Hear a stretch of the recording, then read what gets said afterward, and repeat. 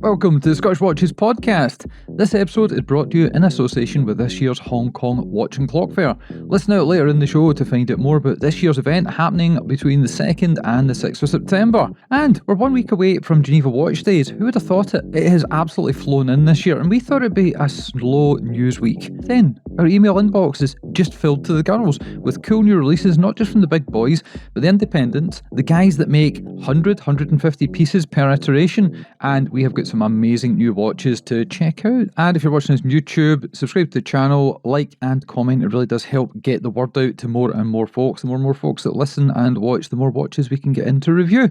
It's a nice cycle and it doesn't cost you a penny. And the first thing we're going to do is go local. Yeah, the guys in Glasgow. We're not talking about Anne or Dane, but we're talking about the baby sister. That is Paulin Watches. They have got a new watch I've actually got on the wrist today. I've been playing with it. I've been looking at it. Dave got to check out as well. And since he's the verbose one, he's going to tell you all about it. Yes, indeed. We're going to talk about, well, it's a new Paulin watch. The baby brother, baby sister, whatever it is, we're not quite sure. But it's the baby sibling of the brand Anne or Dane, the Glaswegian brand who brought... well, they brought enamel dials to the masses. They've still got a waiting list longer than my arms, and my arms are not very long, but if they were even very long arms, they'd still be shorter than the waiting list for an Anne or Dane. But Paulin is that junior brand, but they do some. And look at that, Dave. I've always got this set perfectly at the 10 past 10 position. Amazing. You have. Well, it's a wrong time, but it's good for images. Yes, Paulin, a brand that's, I would say, very much a design-driven brand. They certainly were in their early days more about the quartz movements, and it wasn't about the horology, it was about how the watch looked. But as it's kind of developed, especially over the last, I'd say, 3-4 years, they've definitely got the kind of horological input upgraded in there, much more in the way of mechanical movements. And like this watch, they've moved into another first. That's their first ever dive watch. It's called the Mara. That's spelt M-A-R-A. Mara being a Scots Gaelic word, which actually means of the sea. Quite appropriate, I guess, if it's a dive watch. Let's get the dive watchy things out the way. It's a dive watch. Has it got good water resistance? 300 metres. I think that ticks that one off. It's got a unidirectional bezel on there as well. Of course, that's the kind of thing you would expect from a dive watch, especially if you don't want to run out of oxygen. Although, let's be fair, if you're diving, you've probably got an actual computer. Now, in this watch, they did consult someone who has a bit of an understanding of what should be expected of a dive watch, that being Jason Heaton, someone who's been a friend of Anne or Dane and Paulin for quite a number of years, and he's given a bit of input as to this one. But what I would say is, it's easy to make a dive watch a bit, I guess, boring. Most dive watches look similar, but this one, I would argue, looks very much like what you would expect from Paulin. Kind of quite friendly. I say this in a way that doesn't mean to be disparaging, but a bit childlike. It's quite kind of blocky. I like that aesthetic personally. I think it really works. The case shape is something you will have seen before from the brand. It's from their module line. It's a rounded lug appearance. It's kind of like a classic turtle that you might see from someone like Seiko, but it's definitely got a little bit of its own DNA in there as well. Size-wise, 39.7mm across. It's fairly chonky at 13.5. It is a 300-metre diver though. 48mm lug to lug. That kind of makes it, in my opinion, pretty wearable. Of course, Paulin being that design-led brand, they've got their own typeface, which goes by the name of WIM, W-I-M. They've also got a double-domed sapphire crystal in there, pretty minimalist dial. Usually you'll see things like dots and baton markers more typically on a dive watch, or in any other watch for that matter, but you've got something a little bit more fun here. You've got circles, squares and triangles. You've got that, of course, in Superluminova. Strap-wise, well, if it's a dive watch, it's got to have a rubber strap, and of course you've now got a custom-made rubber strap on there as well. You also have a really nice fabric strap that's been kind of lined with a faux suede material. I believe it is friendly in the water as well, but that makes it extra comfy to wear, and their fabric straps, so far, all the ones I've tried have been super comfortable. They're also sewn together in-house by Anne or Dane by their seamstress. Both of the straps are available either in blue or black, which kind of goes with the two colourways of the watches. In terms of the insides, the engine, La Jouperet G101 in there, 68 hours of power reserve, everything you would kind of expect from that calibre. Price-wise, in the UK, 1,200 of your UK pounds, the US, 1,650 US dollars. Personally, I'm a big fan of the blue one. Ricky's been wearing it, he's got it on his wrist. I'm lucky enough to have had a wee look at them as well. Ricky, you're not usually a dive watch person. Is this maybe potentially your first dive watch? My first dive watch, not like I've got about 100 of them sitting in a safety deposit box in Glasgow. No, this will not be my first dive watch, and this one has to go back. This is a short-term loaner, not a long-term, because so many people want to get their hands on it. And it's a bit like, people that like Tudor or get a Tudor because they've got the brand association with Rolex. And if you can't wait multiple years to get your hands on an Anordain, then this is a quick fix. It's easier to get hold of, potentially more price point aware, coming in a little bit cheaper than you'd expect. I love the strap. I love the little bits on it. I've got a Paulin watch that I got back in 2017. They did a shop in Glasgow. I stumbled across it, went in, had a look at some stuff, felt obligated to support a local company, and I bought one of their commuter lines. Never wear it. Battery's dead. Still sits in a watch box.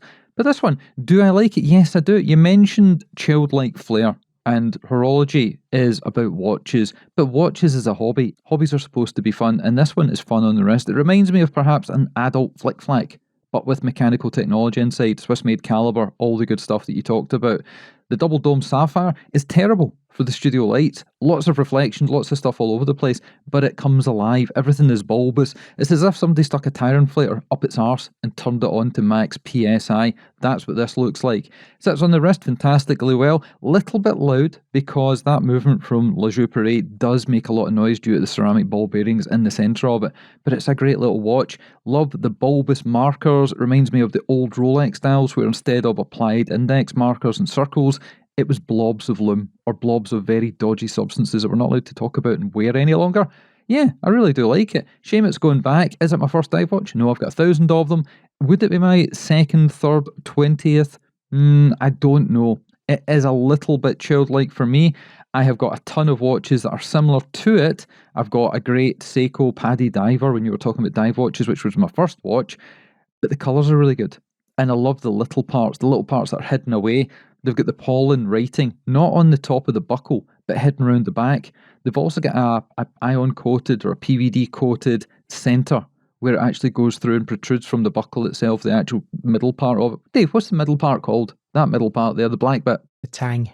The tang. It's called the tang. We always learn stuff here, or I do. The tang is black. Usually you don't get that. And it's got the P for Paulin on the crown itself. So there's lots of little bits here. It's made locally. It's put together locally. If you want something that's cool and Scottish, well, there's this. Or there may be a watch coming out in a couple of weeks' time from us. It's a little bit cheaper. But yeah, it's fantastic. I do like it. Shame it's got to go back. But that's my kind of wrist check done. So I suppose I came first, Dave has to come second. What have you got on the wrist today?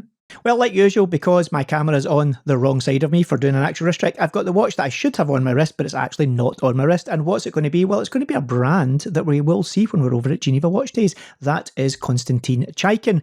I, funnily enough, was hunting for a completely different watch. Wasn't sure where it was. Went hunting somewhere that I thought I might have put it. Pulled the box out that I assumed was where it was. And I found my Chaikin. So, kind of tells you something. If anyone ever was to break in, well, frankly, they're not getting away with anything watch-wise, because if I can't find them in my own house, they've got no chance of finding them either. Anyway, back to the wrist check. Yes, it's my Chaikin Titanium. We have the Chaikin Titanium here. This is one of the original Jokers in titanium, only 88 pieces of it as well. This was the second of the Wristmonds. Well, they weren't even called Wristmonds at that point, they were just the Jokers. They did the steel, and then, of course, they did the titanium, this being the titanium one. Dave, is this one here one of the titanium ones? If I haven't said it already, this one is titanium. Just needed to clarify that for the listeners. Actually, talking of clarifications, you know that whole thing where we say aluminium, yeah? And it's IUM on the end, but the friends across the pond say aluminum, yeah? And they insist that that's correct. How come they don't say titanium? If anyone knows, please send us an email to the email address that we'll tell you about at the end of the show, because we would like to know what this is all about. Anyway, back to the watch, and I'm not going to say that word that begins with T again. It's got a suit strap. You can also see his little crazy hairdo going on up here. I've even gone as far as to set the time. This one I don't actually have to do the whole 10:10 thing, because frankly, there's no logo to cover, because there's no hands. There's just two little discs, the hour disc and the minute disc as the eyes. And of course, the tongue down there is the moon phase. Have I set the moon phase? Absolutely no, I have not set the moon phase. Solid case back on there, purple lining on the strap. I love this watch. I've not worn it in many a month, but I think I'm going to actually take it to Geneva with me, because, well, every time I wear it, it brings a little smile to my face. And at this point in time, well, I need smiles brought to my face. I can give you a Glasgow smile right across your face. That's quite easy to achieve. And you actually did wear this quite recently. I think it appeared in a video maybe a month ago, so you have been playing with it a little bit. And we will be catching up with Chaikin across at Geneva Watch Days. And it was funny. I was reading something, and obviously we do the disclaimer part that watchmakers in certain countries where their leaders are doing things the world don't like, it ain't the watchmaker's fault. Remember that one? But the guy that runs the country over there, I was reading that he's actually got a security detail.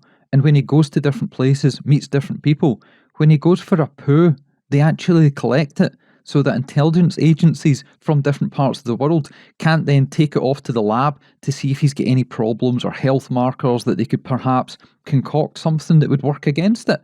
And somebody wrote a comment under this news story and said, Putin poos in a tin. I mean, that is pretty good wordplay there. So what it also means is if you see either Ricky or myself carrying a little bag with us when we're at Geneva Watch Days, don't ask to see what's in the bag. No, but you can ask to see some cool watches. And the next cool watch we're going to talk about, it's not a cool story, it's a cool watch. It's from our friends down at Isotope in the UK. Jose has not been on the show for a year. He's on holiday just now. We're catching up with him next week. Who knows, maybe before Geneva Watch Days, he might be on to tell you the latest and greatest of what he's been up to. But who can tell? But what you can tell us, Dave, is about this new cool watch.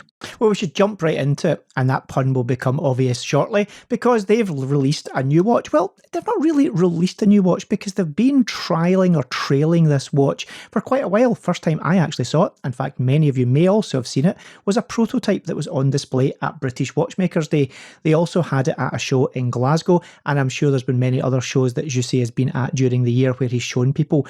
This is the OVNI. I'm going to say it's probably pronounced OVNI, not sure, but anyway, OVNI Jumping Hour Founders Edition. Now, what's this all about? Well, let's get into what OVNI means. It is a French acronym. It stands for Objet Volant Non Identifié. I'm sure you can probably guess, even if you don't speak French, what that means. Well, yes, it means UFO, and that's pretty much because it looks exactly like a UFO. We've got a lovely little round, beautiful pebble-like shape on there as well. This is to celebrate the 10th anniversary of Isotope. The case, as we mentioned, flying saucer shaped, it's 40mm in diameter, made of 904L stainless steel, but unlike a lot of watches like this, it does actually have proper external lugs. Quite a lot of watches like this do have the strap integrated into the back of it, which of course does make it very clean, but doesn't always make it the most wearable. This one, having had tried it on, is very comfortable on the wrist as well. You've got the crown on there at 12 o'clock. It's not a bullhorn watch, but I guess 12 o'clock crowns are kind of known as bullhorns, so we'll call it bullhorn-ish. Thickness, 13.6mm, but there's a lot going on to justify that thickness as well.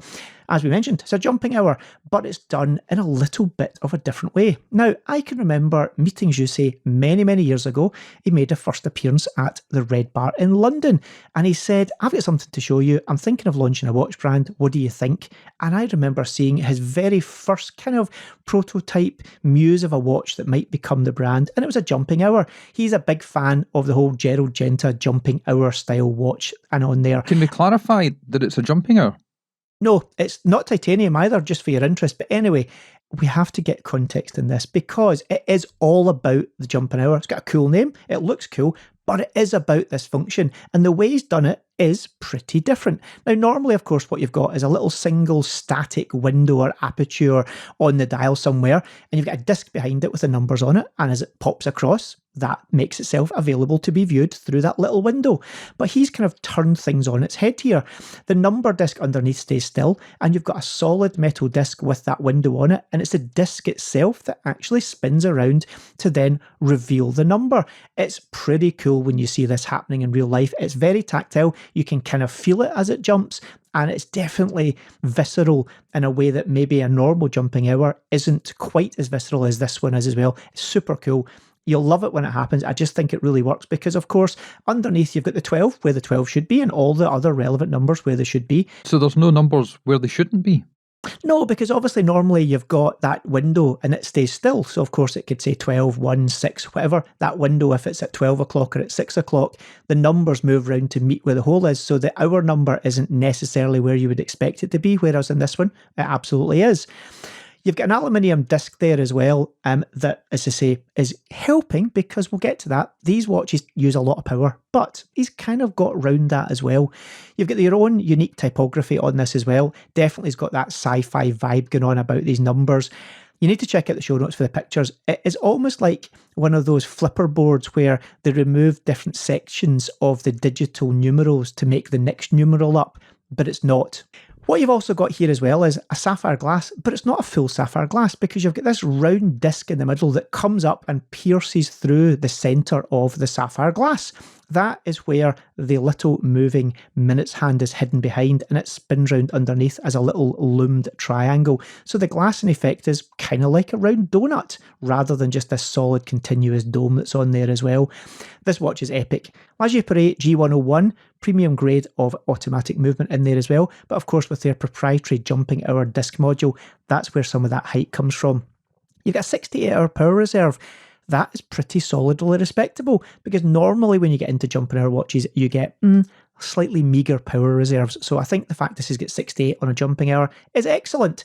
You've got great accuracy, plus minus 7 on there as well. Not quite cost, but probably clear enough or near enough for most people. Pre-orders open on August the 25th and they run through to September the 13th. Initially, this was going to be a limited edition of only 150, but I got an email from Jussi a mere few days ago saying that he's decided to change his mind, and actually anyone that orders a watch between that window of August 25 and September the 13th will be able to get one of these Founders editions. The price, it's going to be around £1,500. You need to add the VAT onto that, so it's going to come in at around the £1,800 mark with VAT. That is an extra special price. If you miss out on it, don't worry, you will be able to get a future version of this watch because he is planning and doing some new variants of it. The only downside is, if you miss out, you're going to have to pay around £2,400 for the next variants. So if you like this watch, I strongly suggest you try and get your pennies together in that window of opportunity because at the price it's being offered at during this pre-order period, it's an absolute steal in my opinion. This watch is one of the coolest things you will have seen from any brands in the last 12 months. Ricky, you also have had a bit of a hands-on with the prototype as well, and I think you're also a bit of a fan. The wife said to me last night, Isotope are probably the brand in the last 12 months that have done the biggest leap forward. And I thought, well, not just the last 12 months, I would say maybe the last 24 to 36, because some of the things that we got to see over 2 years ago at Global Red Bar, the big one over in Edinburgh, he brought lots of things. He showed us the moonshot, he showed us this, that and the other. We got the Mercury Revolution edition with the mirror dial last year to play with. Then he's got these ones. And only a couple of weeks back, we had a selection of 4 individualised ones that were all kind of similar, but different at the same time. He's absolutely on fire. And 10 years down the road, to have that level of creativity, ingenuity, to be bringing out new releases, new ideas, and he's been expanding and growing. There's a chap I speak to a lot over in Canada that's now involved. I don't know if it's public knowledge, so I won't dox the guy. But yeah, Jussi, Isotope, for going for 10 years, they're doing phenomenally well.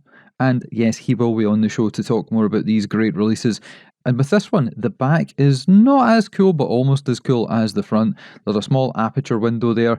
It's almost like the beam coming down from the UFO, the tractor beam that lifts you up so that you can be probed just the way Dave likes it. But this is a steal. It is an absolute steal. At that price point, getting in early, getting a hold of it, and you know your money's safe.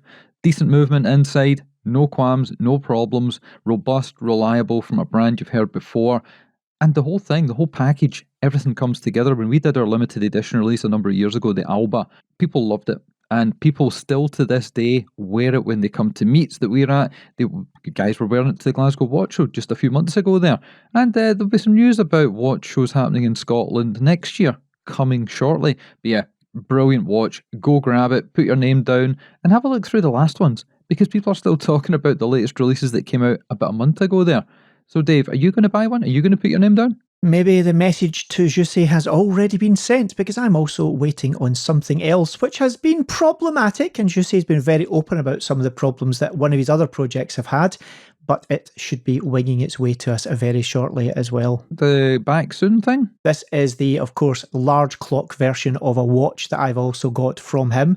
And yes, it's the clock that he did, which was the returning soon, or will return. Will return, that's the word I'm looking for, or words I'm looking for. Yes, the clock that the whole first batch had to be rejected due to some issues with, I think, manufacture and shipping and packaging, but he decided to do it all over again, and he took a bit of a win for the team on this, because it would have been easy for him to just say, sorry guys, it isn't going to work, here's your money back. But no, he's decided to swallow the costs and do it all over again, and they're getting close to being able to be delivered. He took one for the team and swallowed it. That's good to know. I'll have to have a chat with him about that. But anyway, moving on to other things. Last week, we talked about a cool little video that I put together. Again, the wife got involved. I'm roping her into everything. These Eastern Europeans will work for all. And we got a hold of a G-Shock that was sent to us. It was half frozen, but not really. A puddle arrived. We threw it in the freezer, left it, built it up, smashed the hell out of it. It survived, and we made a little video that went on Instagram. We put it in last week's podcast. It also appeared on YouTube, and people seem to love it. So we're going to try and come up with some good ideas to create, not viral clips, because you can't generate a viral clip, but to have fun with it. We said earlier on, watches as a hobby are fun. Yeah, they tell the time, but we don't really care about that. It's how they look, how they make us feel, and the feelings and the thoughts and stories that we build into them to tell tales into the future. So, but there was one part when I was looking at the video that Gav had put together. I was just actually thinking at the very end of it, when the rock is dropped onto the G-Shock in the ice because we get a bit bored and tired of hitting him with a baseball bat, it reminded me of The Life of Brian. The part where there's this guy and he's out in the middle of nowhere and he's saying something that the people around him don't like, and they have this massive rock and they just drop it on his head. Got to be careful with my words these days, political correctness and all that. But yeah, if you've not seen the video, we'll include it in YouTube. Links will be in the show notes. You can have a look at that on our Instagram. And this is the point in the show where we're going to tell you that this episode is actually brought to you in association with the guys at the Hong Kong Watch and Clock Fair. This is running over on that side of the world between September the 2nd and the 6th. We were there last year. Dave was on his own. I was there with the folks from Dubai Watch Week. And because we're busy this year, unfortunately, we can't go. But Barbara Plumbo is going to be flying the Scottish Watches flag over there, meeting brands, checking out new brands, checking out new releases, perhaps catching up with Vishal from Spinnaker and various other folks, because there's a lot of new watches coming out of Hong Kong. We've talked about a number in the last few weeks, the last few months, and there are more and more coming down the line. I nearly broke an embargo, but I checked and I didn't. So I watched that we were going to talk about in this edition, it will be in the next edition. And I've had it sitting in the desk for about a month, played with it, worn it outside, not shared it anywhere. And for the money, it is tremendous. So stay tuned for that one. Yeah, if you're going to be in that neck of the woods, and I know that a lot of listeners, a lot of viewers are over there because we got to meet them last year at Dubai Watch Week, then this might be something you want to check out. So details will be in the show notes. Pop along if you can. It's free entry. All you need to do is grab your ticket. A little bit like Dubai Watch Week. Grab your ticket online, register, and that's it. So you could possibly meet up with Barbara, get a wrist shot, get a wrist check, appear in a future show, and appear on our Instagram channel. And Dave, what's next? Yes, indeed, we've got Breitling. They've got their 2025 Ironman Endurance Pro models. Endurance, something lacking with both myself and Ricky. That's age that does that to you. But apparently since 2021, Breitling have been in partnership with Ironman. That one kind of passed me by. Anyway, they've got 2 limited edition models. Any of the other Avengers or just Iron Man in his own? Yeah, not that Iron Man, the other Iron Man. Allegedly, because we don't want sued. Well, have we ever got that letter that we've been so desperate for, Ricky? That kind of cease desist thing? Scots law, we're still hanging on the threads of that one. We'll get there eventually. Anyway, as I mentioned, 2 limited edition models. One of them, I'm going to say that word again, and I'm going to try and only say it once, titanium, and I'll give it again. Why does it get IUM in the end when the other one doesn't in America? Anyway, it is a bluish tinted colour on this watch as well. It's coming in at 3,950 Swiss francs. Not the highest price point, certainly within the range of these watches, but it's a cool looking piece. This one is aligned with 2 events. The event in Nice, which I believe is the men's race, and the event in Kona, Hawaii, which is the women's race. This one is limited to 500 pieces. They also are doing... Why do the women get the nice one? Well, it's men's and women's because it's aligned with 2 events, as you've been listening, Ricky. It's the Nice event in France, which is the men's event, and the Kona event in Hawaii, which is the women's event. This one's aligned to 2 events, hence why there's 500 of them. No. What I was saying, Dave, is why do the women get the cool holiday to Hawaii? Or the cool holiday? Well, Nice is quite nice. It's in the clue. The clue's in where you're going. Nice, as the French say it, or as the British say it, nice. But I don't think France is quite that nice at the moment, having a look at the news. I'd rather go to Hawaii. Anyway, carry on, it's a watch review show. Yes, anyway, let's not get into the politics of places to go on holiday. The other option is in the Breitling, which is the plastic fantastic. Well, not really, that's not fair, but we'll get to that in a second. There's only 300 pieces of it, and this one is aligned with a different event. That's the final, which will be taking place this year in Marbella in Spain. That one has got, well, that word is coming up, turquoise, and it is also been highlighted with a little bit of orange. That bright light though, which I did joke say was a bit plastic fantastic, well, it is a synthetic. It's not carbon fibre, it's an exclusive Swiss-made case that utilises lightweight high-tech polymers charged with carbon composite fibres for strength and rigidity. That's the marketing spillover. Apparently though, it's 3.5 times lighter than titanium and nearly 6 times lighter than stainless steel. Plastic is like that. Who knew? Well, it depends how much titanium you use, to be fair. A tiny little bit of titanium and a lot of plastic. This material is probably great for events like Ironman because you want something light and svelte on your wrist. I think these are pretty cool looking watches. I'm not the world's biggest Breitling aesthetic fan. They do a few cool pieces. I like the massive ones. Funnily, the ones that no one should like. The absolutely massive Rescue or Emergency, I think it's called. That is such a cool watch. Completely impractical. I would pull the aerial out and then get a huge bill as the helicopter lands on the house roof. Heard it here first, David pulled the end off. Well, Dave forgot to do the whole, hey Ricky, what do you think of it? I like it. I like the colours of it. I like the fact there's 2 different variations that we've talked about here. The price point is Breitling. It's a high street brand that ebbs into luxury, ebbs into high horology. There are some pieces in the Breitling catalogue that people don't talk about, not just the Emergency that we absolutely love. And I heard a rumour a while back that they might be updating that thing. Hopefully they do because it's super cool. Yeah, I do like these and they stand out. They look decent on the wrist. They look decent in pictures. Maybe we'll pop into... Well, actually, Breitling have got us for an hour and a half when we're over in Geneva. They are doing something and they want us to come along and check out what's happening behind the scenes. And that means we'll be getting a bit of an inside track, a scoop on all the new releases that are coming out. And the way they do things is they don't get involved in Watches and Wonders. They don't really get involved with Geneva Watch Days. They're adjacent.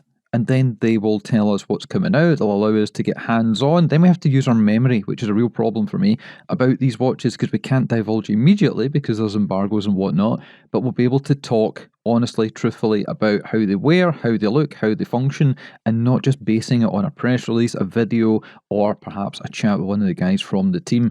And yeah, they've got some cool stuff happening, so I'm looking forward to that one. Next thing I'm looking forward to is telling you what I've been up to. But first, Dave's going to tell you what he's been up to, because it's probably much more exciting than what I did today. Well, I think for a change, mine is more exciting, and I'll be amazed if your memory actually lets you recollect what you were doing. In fact, earlier in the day we're recording this. But let's see, after I tell you what I've been up to. Well, I managed to get... Did you buy your shed, Dave? Are you going to impress and mesmerise everybody by telling us the hue, the colour of brown and beige? I have bought an amazingly epic shed that will hold itself for a future episode where there will be pictures in the show notes, because I'm going to be very proud of my shed.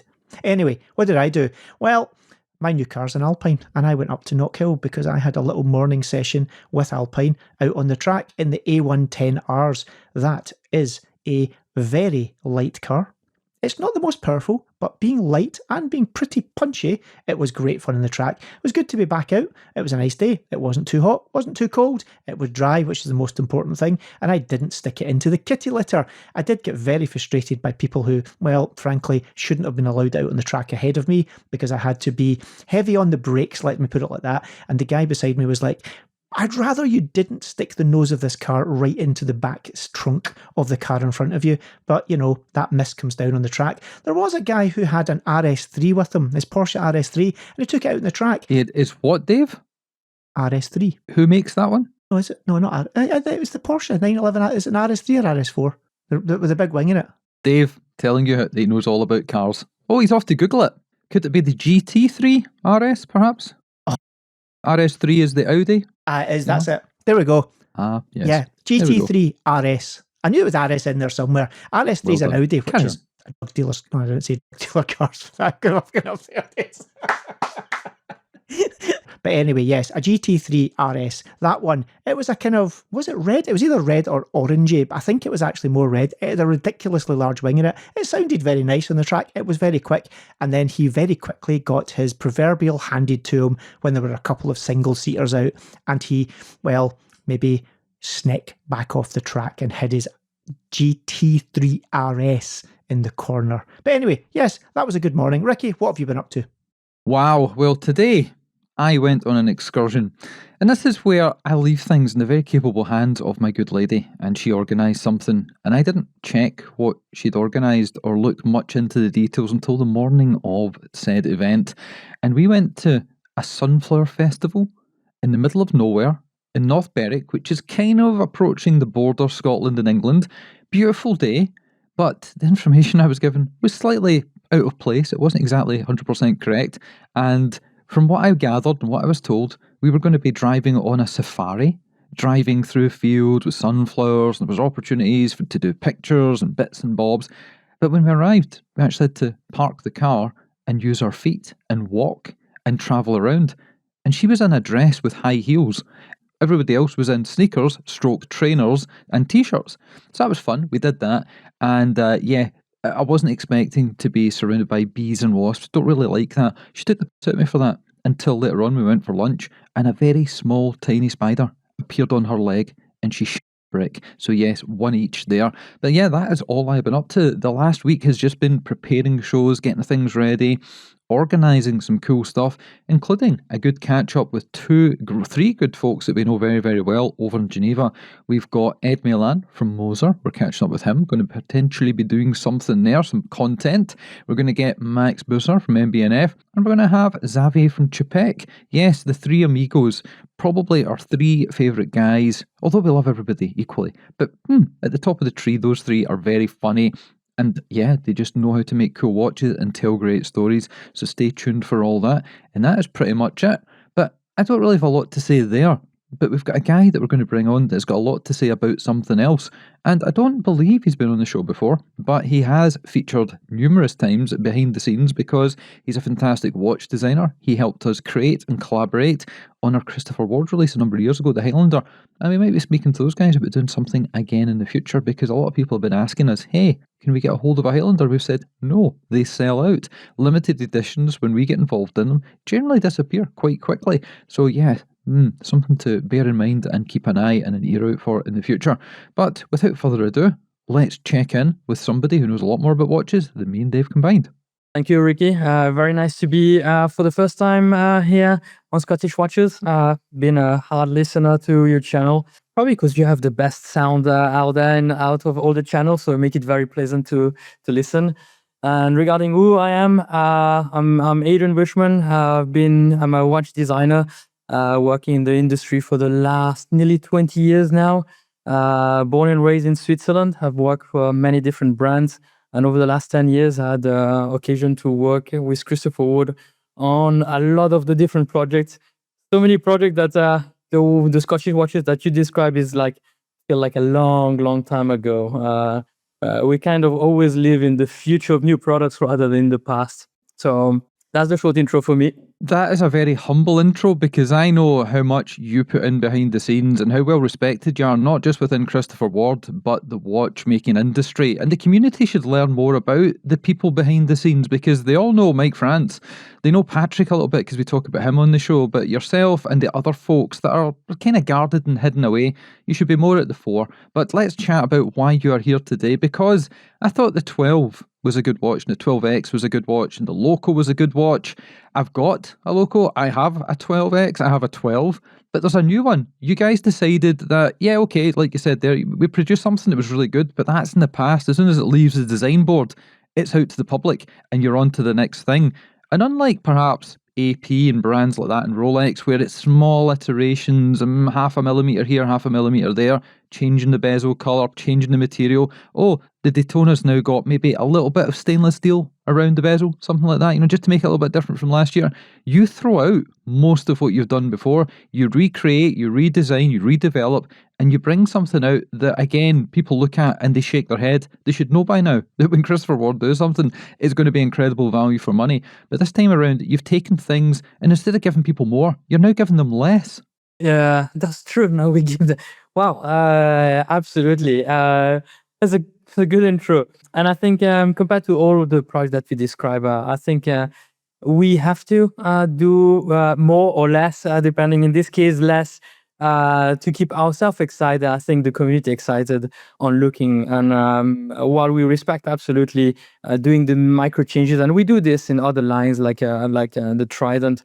We do like to go over our boundaries and try to explore new things. I mean, that's the case for the Loco. That was the case for 12X. Even on what you're having on the wrist, I mean, not many people would be as bonkers to go and do a snake watch, and neither the new one. So yeah, that's kind of part of the DNA. I believe we are product nuts, and we would get too bored if it's to do the same old. But my little joke there about Christopher Ward, we give you less, is because it is a thinner watch. It is on Ozempic. They have managed to carve away as much metalwork as possible. So tell us, what is this model that I have in my hand that is almost floating away because it's so light? So that's the 12C60, which is our slimmest 12 ever. So the 12 have been a super successful line for Christopher Ward, kind of following the trend of integrated watches. I think that's kind of going into integrated became kind of the new dress in a sort of way. And while we started with the more traditional versions, we thought how we can take it to the next level and just carve out as much as possible and make it what is an attribute of a dress watch, which is slim, but put it into a look of a sport watch. And that created the C60, which, as the name says, got 6 millimeters, 60 thickness, 38 millimeter case. And on the design, as we were doing a slimmer watch, we wanted to carve away stuff. So compared to the 12, you can see that we removed the patterns, we removed many things to keep it as pure as possible. Even on the movement, we started with a Sellita S0210, and for the first time, we changed the bridges on a Sellita movement, which is thanks to I don't know if you're aware. Kind of at the back end of last year, we acquired a stake in a machining company called Paluzzo, which gives us the flexibility to now do our own parts and play with existing Sellita movement, and that's what you see there. The reason why we done this is, again, try to make something very minimal, very pure, and changing the design of the original Sellita. And yeah, I think does look pretty neat like this. Everybody should be looking in the show notes, or if you're watching us on YouTube, you'll be able to see in a visual medium what we're talking about today. And this is incredible. I haven't got to the price point yet. We're going to keep that up our sleeve, but I'm looking at this. I thought the 12 was pretty slim. It is decent. This one here is absolutely fantastic.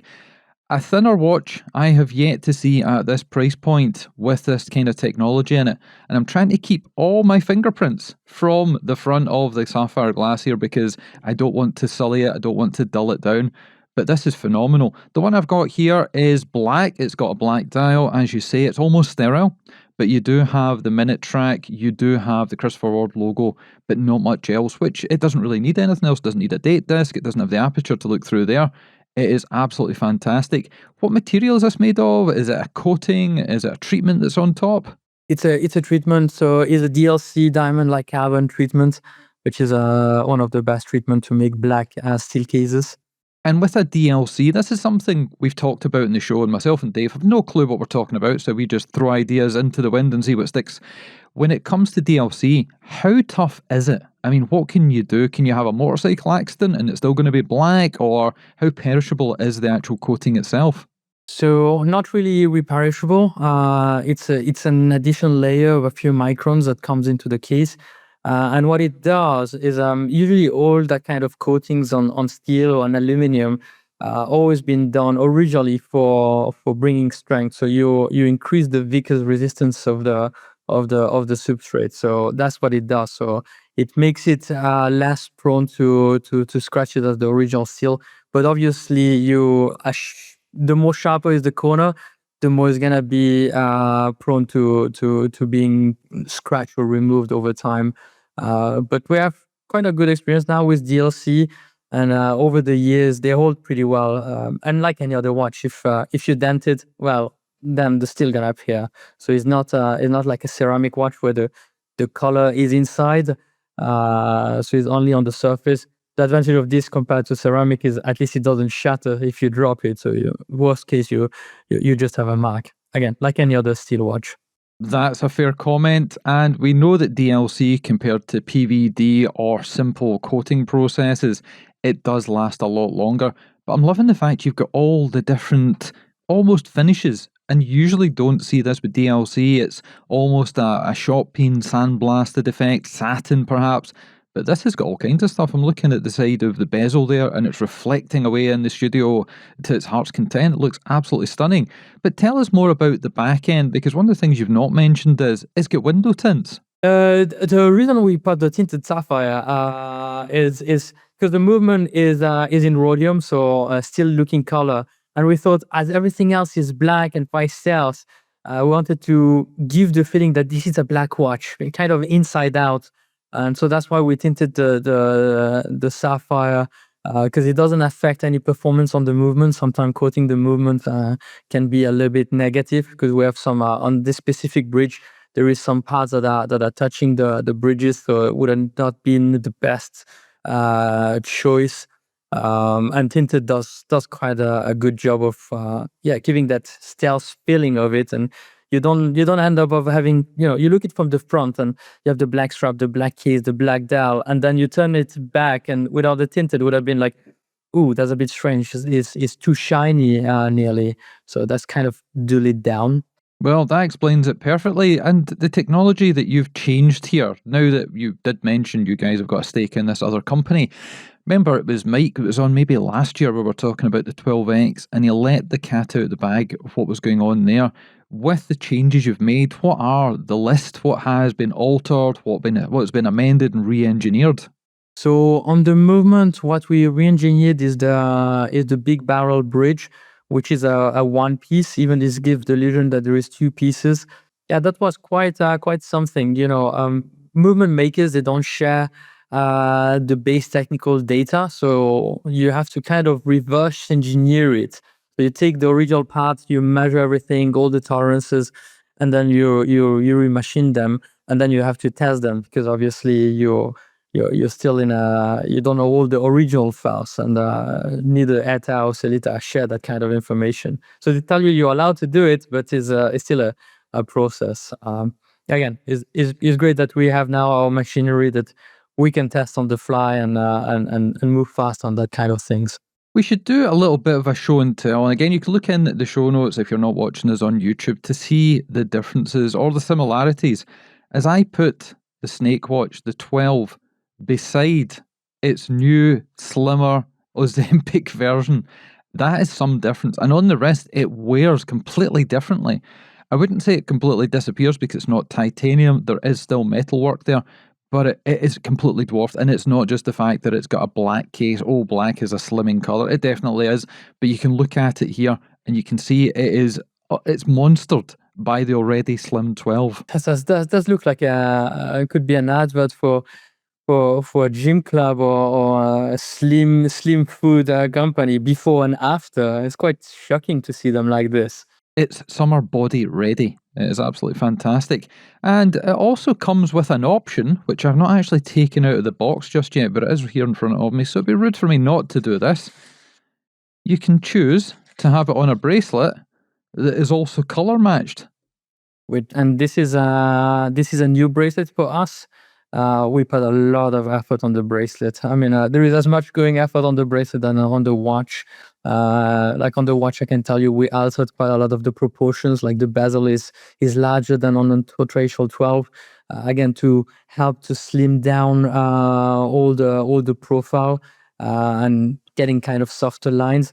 And on the bracelet, what we noticed is that originally wanted to use the original bracelet, but if I can show you on the camera my 12 and the original bracelet, that's how it looks like. So you kind of have the buckle that sticks out and adds a lot of thickness. But on yours, it's been re-engineered to be very slim. So what we've done is, you see the two pushers that we have on the sides of a bracelet, we integrate them directly into the thickness.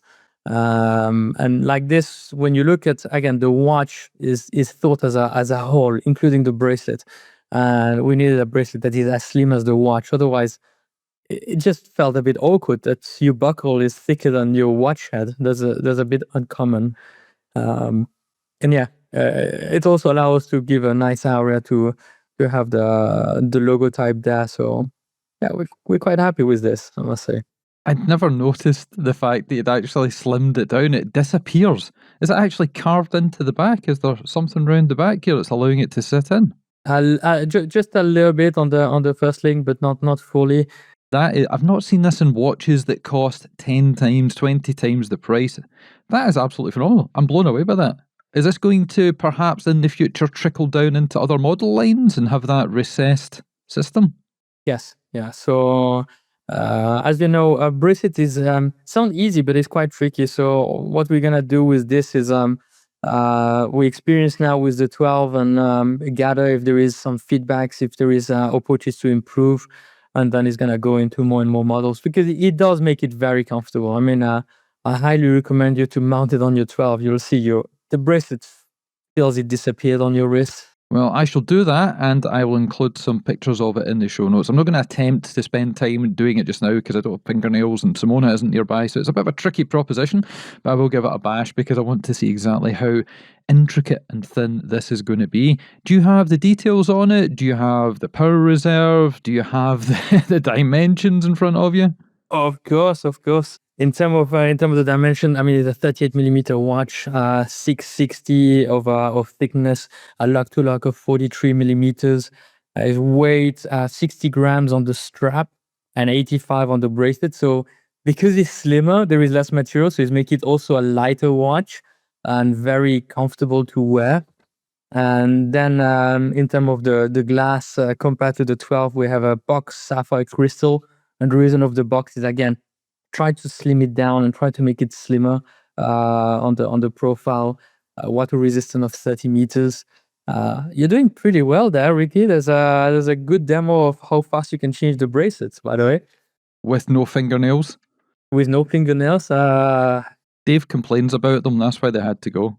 And then in terms of the movement, SW210, plus minus 20 seconds a day of precision and 45 hours power reserve. So it's a good workhorse movement. Well, while I'm fighting losing what remaining fingernails I have, tell us a little bit more about what else has been happening at Christopher Ward Towers. Tell us more about this new place then. It's been fantastic. I mean, I don't know if you've ever been to the previous office. It was a lovely house, but not optimized for a watch company. So it was more of a house with many rooms. So it's kind of splitting the people apart. And now we moved since last year to a large open space, very modern, 500 meters away from the previous place, and changed quite of the dynamic. It just it just brings the value of the brands to the work environment, meaning being open, being transparent, everybody access to each other, bouncing more ideas. That's been a great thing. Then in terms of the company, you've probably seen been growing with phenomenal numbers, at the verge of the 50 million pounds turnover, profitable. So it was an article earlier this year, an overnight success that lasted 20 years, which is pretty accurate. So people see now Christopher Ward as being very successful, but I think is 20 years of hard work that Mike, Peter, Chris at the time have put and all the team behind.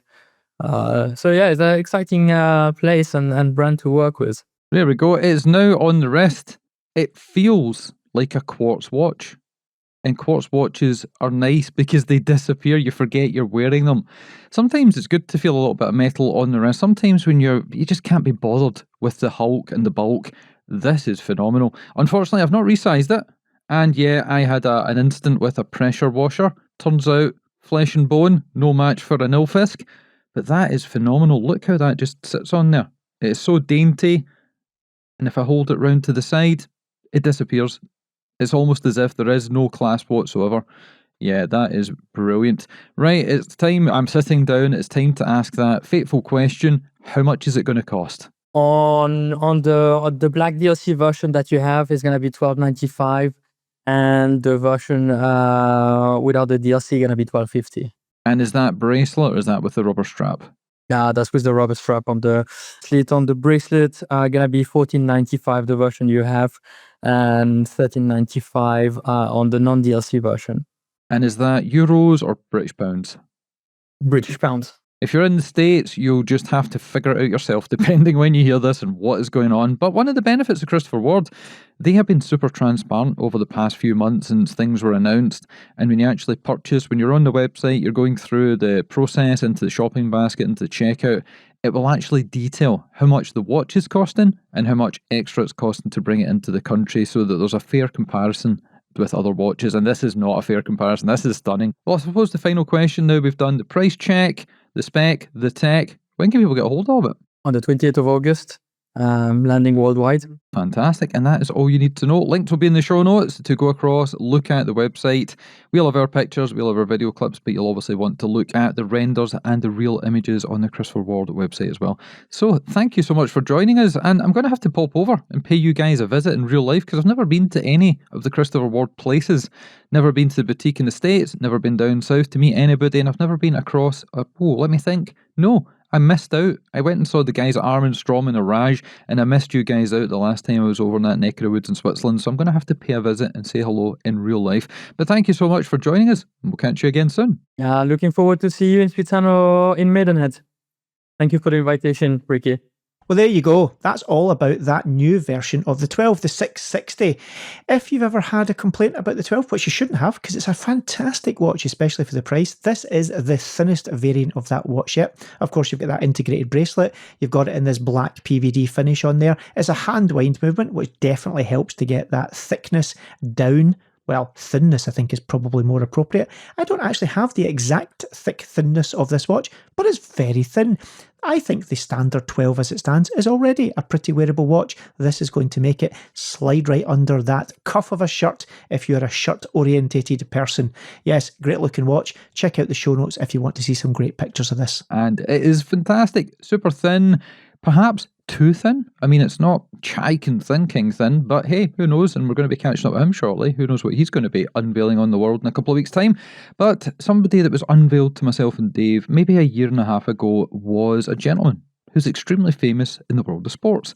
And we were over at the Norqain booth at Watches and Wonders in Geneva at Pal Expo, and Ben came over and introduced us to a whole host of people. This time around, when I met him in the John, and he introduced me, not in the John, but back at the booth, to all the team behind the scenes at Norqain. Last year, it was the press going crazy for this brand ambassador, who has done extremely well. So much so, he is called Stan the Man. Stan Wawrinka, he is a famous tennis player, a very good tennis player. He's won 3 Grand Slams. That's 3 more than Ricky or myself are ever going to win. And Norqain have released a watch, an 85-piece limited edition watch based around the Wild 1 skeleton. Why 85 pieces? Well, he was born in 1985. That kind of, is a good reason to call 85 pieces of this watch. The watch, of course, is their carbon fibre Nortec case. It's a 42mm version of this. We do have a couple of different sizes, but in the case of this one, we're on the larger 42mm. It's pretty punchy colour-wise. You've got a very vibrant yellow-green colourway. That's the shock absorber colour on there as well. Any guesses what the colour inspiration, Ricky, for this would be? No idea, Dave. You tell me all about it. Well, it's a tennis ball. That was really obvious, wasn't it? Anyway, other little standout details that I think in this watch is you've got that little side plate on the watch as well. It, though, quite coolly, has been infused with fibres from an actual tennis ball. That's been done in partnership with a company called Biwi. You've got the openwork skeletonized dial there. That's black, but you've got that kind of bold yellow-green colourways going on there as well. The case back sapphires printed with his image, and you've got the dates of his 3 Grand Slam titles. Calibre-wise, you've got their in-house NB08S, which is of course certified skeletonized automatic movement, 41 hours of power reserve. The strap's pretty cool as well. It's inspired by the net of a tennis court. It's very cool. I think it actually works really well. Sometimes when you get thematic with straps, it doesn't work in my opinion, but this one definitely does lean into the whole tennis thing without being overly tennisy. This whole year has been really tennisy because we've had, in the last 12 months, Neil Duckworth with his tennis-inspired watches. We've had the guys at Gerald Charles with one of the craziest looking watches that we did see. And then you've got this. It's like soccer is passé, golf is from yesteryear. Who knows what's going to be next year? Volleyball? hopefully. I think I also maybe saw a Bulgari. Maybe that was last year, but I think Bulgari did a tennis themed piece as well, if I remember rightly. But yes, you've got a really cool case. We don't talk too often about packaging, unless, of course, it's George Bamford, because he is the king of packaging and cases. But in the case of this watch, it's a polished chrome spherical case. It's accompanied by a signed tennis ball and a commemorative plate as well. Price-wise, not absolutely insane. $6,990 if you get the watch with a pin buckle clasp, or $7,390 if you've got the folding clasp on there. I'm not always the greatest fan of these collaborative watches, but in the case of this one, I think I'm going to give it a tick and a thumbs up, because I think they've done a great job of not leaning too heavily and being too kitsch, whilst definitely being something that you will question and ask, what's that all about? Ricky, you loved some of the tennis-themed watches that we've seen over the last 12 months. I think you're probably going to like this, because you are a bit of a fan of the Wild one. Yeah, and it's been a real problem, because it's a little bit like the problem we had with Grand Seiko a number of years ago, where they kept dropping cool editions, limited edition, special edition, and people would want to buy one, but they didn't know what was coming next, and they didn't want to make the wrong decision. There have been so many times I've looked at a Norqain watch and went, yeah, this was going to be my first one. And then I've thought, oh, something else might come down the line. They had the New York Marathon one, they had the turquoise, the orange, all the colours last year. They had ones earlier this year, and this one, I know what you mean. The strap looks incredible. If you were to think of designing something to do with sports, like a sports top, a t-shirt, something like that, a uniform, an outfit, something that somebody would wear when they're training or participating in professional sports, this is what it would look like. So potentially, this could be the one. Well, let's see if Ricky gets his short arms and big hands into his very deep pockets and gets that wallet out to buy one of these. Only time will tell. Yes, and time will tell you to go through our back catalogue. If you like what you've heard, there are tons and tons of great episodes. We do 2 a week, Mondays and Thursdays. Generally, on a Monday, we've got an interview. It could be a brand, it could be a founder, a CEO, a creator, a watchmaker. Who knows who it could be, what it could be. And then on the Thursday, we have got the news, the new releases, the products, followed on Saturday by the video version of it. But in the most recent history, Dave, who have we got? Well, we've got Stephen McGonigal, who was on talking all about, he's from Ireland. He was talking about Irish-themed things, but of course also talking about his brand. We also have tales of 3D printing from Apier. They're a brand that we first met in Glasgow. They were up at the show showing off what they do. I'm getting a round of applause because I've pronounced something correctly. Let's see if Miziel spells it correctly. Anyway, outside that, we've had George Bamford on. He's been on numerous times talking all about George Bamford things. In fact, we had a YouTube episode with him on as well that went down very well. I think one of the comments even said it was one of our best YouTube episodes we'd ever done. And of course, we've got Geneva Watch Days coming up. There's going to be lots of content created there. We're well over 700 episodes now. The back catalogue is growing and growing. Outside that, Ricky, what else we got to say? We've got Vishal from Spinnaker. He was on most recently talking about all things that are to do with watchmaking at lower price points, but equally, if not more fun. We also had Matt Farah from the Smoking Tower podcast. He used to do a thing with Crown and Caliber that I used to love. Kind of got me into the hobby quite a bit, along with, obviously, Tim over at What You Want, I think it was called back in the day before it was Govberg. And we had the Metropolitan Police telling you how to stay safe during summer and other times of the year when you're buying, selling, wearing watches and collecting and storing them. And I think that's about it. So yeah, you're right, 700 plus episodes in the can, on our way to 700. I don't know if we should celebrate 750. I have a feeling we should, because it's 3/4 of the way towards 1,000. But we'll have a think about it. We'll see who we can dig up, who we can find over in Geneva when we're there to drag on the show for episode 750. Who knows who it could be. If you've got any suggestions, let us know. Drop us an email, info@scottishwatches.co.uk. That is the only way to get in touch with us. Never DM us on Instagram. It just evaporates into all the spam. And obviously, we fully recommend that you subscribe and follow us on YouTube, along with @ScottishWatches on Instagram. And that is it. So thanks for listening, thanks for watching, and we'll catch you again soon.